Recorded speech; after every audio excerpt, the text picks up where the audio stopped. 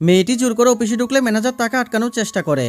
এরপর ম্যানেজার বলে, স্যার আমি আটকানোর অনেক চেষ্টা করেছি, কিন্তু জোর করে সে অফিসের ভিতর চলে এসেছে। অফিসের মালিক ম্যানেজারকে বাইরে যেতে বলে মেয়েটিকে বলে, তুমি অফিসের ভিতরে এভাবে কেন এসেছো?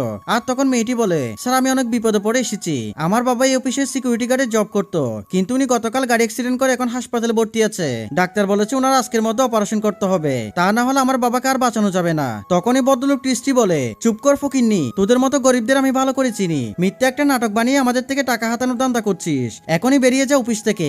আর তখন ভদ্রলোকটি তার স্ত্রীকে থামিয়ে মেয়েটিকে বলে, আচ্ছা তোমার বাবা এই অফিসে জব করতো, তার কোনো প্রমাণ আছে? এরপর মেয়েটি অফিসের একটি কাগজ বের করে দিলে অফিসের মালিক তা বিশ্বাস করে, আর মেয়েটিকে 10 লাখ টাকা দিতে চাইলে তার স্ত্রী টাকাগুলো কেড়ে নেয়। আর তখন ভদ্রলোক অনেক রেগে যায়। এরপর ছেলেটি তার স্ত্রীর সাথে কি করে সেটি দেখার আগে তুমি যদি তোমার মাকে ভালোবেসে থাকো, ভিডিওটি একটি লাইক দিয়ে চ্যানেলটি সাবস্ক্রাইব করো এবং কমেন্ট করে জানাও তুমি কোন ক্লাসে পড়ো। এরপর ছেলেটি তার স্ত্রীকে বলে, সে আমাদের কর্মচারী। এই বলে তার স্ত্রীর হাত থেকে টাকাগুলো কেড়ে নিয়ে মেয়েটিকে